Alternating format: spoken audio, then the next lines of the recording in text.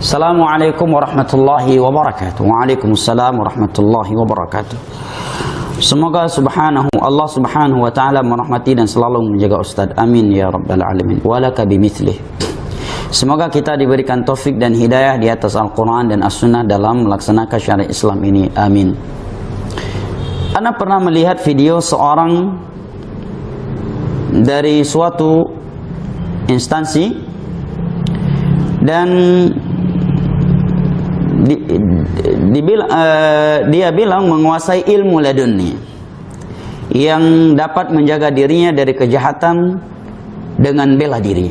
Syaratnya itu untuk menguasai ilmu tersebut dengan menjalankan syariat dengan baik dan benar, seperti menjalankan salat 5 waktu, tidak boleh ditinggalkan, meninggalkan musik dan yang lain-lainnya, di mana orang jahat yang ingin menyerang anggota ini tersebut tidak dapat bergerak sama sekali. Bagaimana hukum dari ilmu laduni tersebut? Jazakallahu khairan. Nabi sallallahu alaihi wasallam manusia yang paling mulia. Beliau adalah nabi, rasul, langsung ilmunya laduni dari Allah. Dapat wahyu dari Allah. Ya. Wahyu Al-Qur'an dari Allah, Allah turunkan melalui Jibril alaihi salam, dan mendapatkan wahyu selain dari Al-Quran langsung kepada beliau laduni. Tetapi beliau nggak kebal. Di perang Uhud, gigi geraham beliau dan pipi beliau yang mulia tersebut dipecahkan dan dipatahkan oleh mereka kaum musyrikin. Berlumuran darah pipi beliau yang begitu mulia, patah gigi geraham beliau. Beliau juga merasakan kelaparan yang luar biasa, sehingga di dalam sebuah hadis yang sahih disebutkan di pertengahan malam beliau pernah keluar dari rumahnya karena kelaparan yang luar biasa yang beliau rasakan. Ketika beliau keluar dari Mekah menuju Madinah, diusir oleh kaum musyrikin, beliau pergi ke Madinah sembunyi-sembunyi. Beliau pergi sembunyi-sembunyi dan di tengah perjalanan menyewa onta dari seorang Yahudi untuk pergi ke Madinah. Bukan dengan ben salaben langsung sampai ke Madinah, enggak. Atau dengan buah tasbih langsung masuk ke Madinah. Tidak. Para sahabat Nabi, orang-orang yang memiliki ilmu agama, memiliki ketakwaan luar biasa, tetapi di antara mereka tidak ada yang kebal karena mempelajari ilmu laduni yang khusus. Bahkan Khalid ibn Walid, panglima perang dari sebelum beliau masuk Islam sampai beliau meninggal dunia, dari ujung kaki sampai ujung rambut punya bekas perang, bekas pedang, bekas tombak dan bekas panah. Ini yang pertama. Yang kedua, tidak ada ilmu laduni dalam Islam kecuali hanya untuk mereka para nabi dan para rasul. Hanya mereka yang mendapatkan wahyu langsung dari Allah atau dibawa turun oleh malaikat Jibril alaihi salam.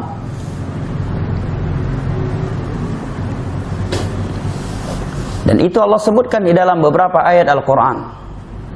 Allah tidak akan berbicara dengan seorang pun kecuali dengan hijab, kecuali dengan wahyu yang diwahyukan kepadanya. Andai kata ada yang mendapatkan ilmu laduni dari umat ini, maka Umarlah orangnya, kata Nabi. Lau kana fi hadhil ummah mulhamun lakana Umar. Andai kata ada dari umatku yang diberikan ilmu laduni, maka sungguh Umarlah orangnya. Rupanya tidak juga. Andai kata ada, kata Nabi. Artinya tidak ada selain para nabi dan para rasul. Yang ketiga, jangan terkecoh dengan syaratnya. Jangan terkecoh dengan syaratnya. Kenapa? Karena terkadang ibadah-ibadah yang itu dianjurkan oleh agama, kemudian dianjurkan oleh orang yang mengajarkan ilmu laduni, tujuannya untuk mengkelabui manusia saja. Karena apalah arti sholat 5 waktu kalau akidah sudah rusak?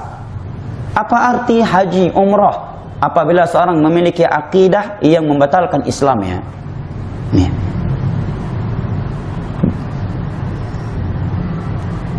Ketika diberitakan kepada Abdullah bin Umar bin Khattab, seorang sahabat yang mulia,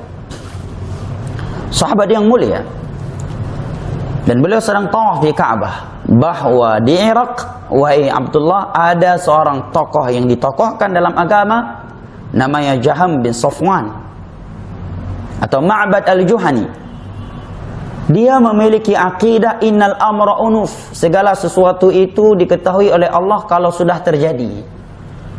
Ini bentuk pengingkaran kepada salah satu dari 4 rukun takdir. Karena Allah Maha mengetahui atas segala sesuatu yang telah terjadi, yang sedang terjadi, yang akan terjadi, dan sesuatu yang mustahil terjadi. Andai kata terjadi, bagaimana terjadi, Allah Maha tahu. Ini enggak. Dia menyatakan Allah tahu kalau sudah terjadi. Kalau sudah terjadi baru dikatakan takdir. Kalau belum mah bukan takdir, katanya. Itu bukan takdir. Ini akidah Ma'bad al-Juhani. Begitu beliau mendengarnya, beliau yang sedang tawaf di depan Ka'bah langsung berkata, akhbirhum anni bari'un minhu wa annahum bara'u min wa law annahum anfaqu mithla uhdi dhahaba lama qabila Allahu minhum hatta yu'minu bil qadar. Sampaikan kepada mereka bahwa aku berlepas diri dari mereka.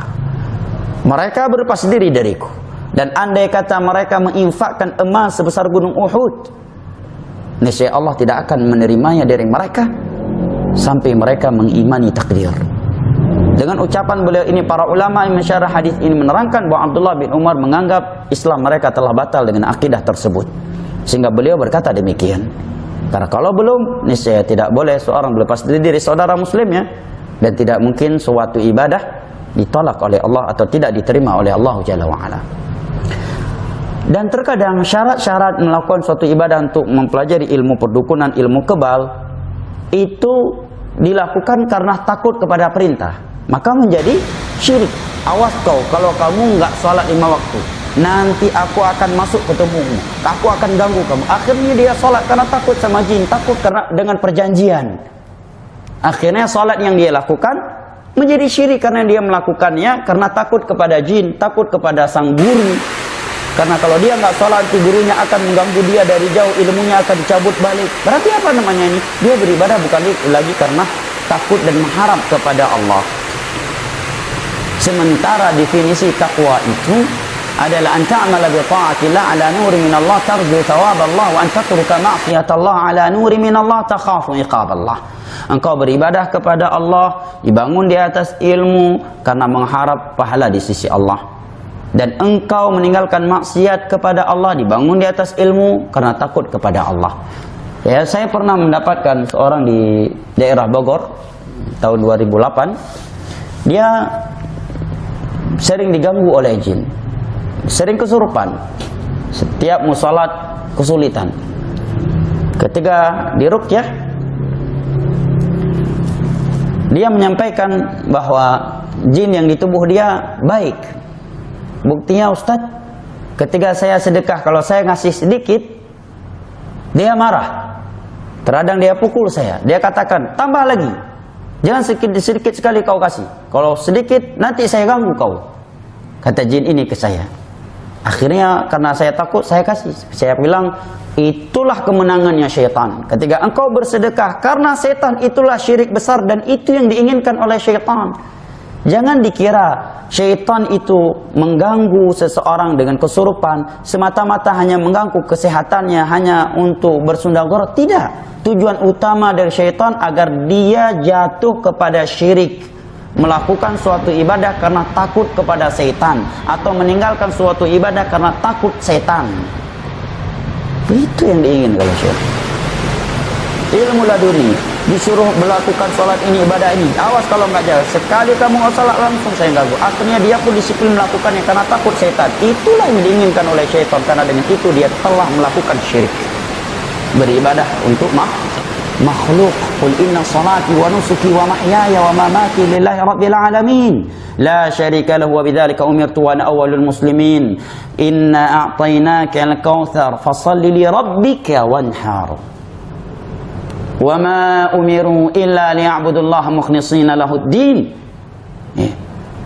فَاعْبُدِ اللَّهَ مُخْلِصًا لَهُ الدِّينَ. بارك الله فيك.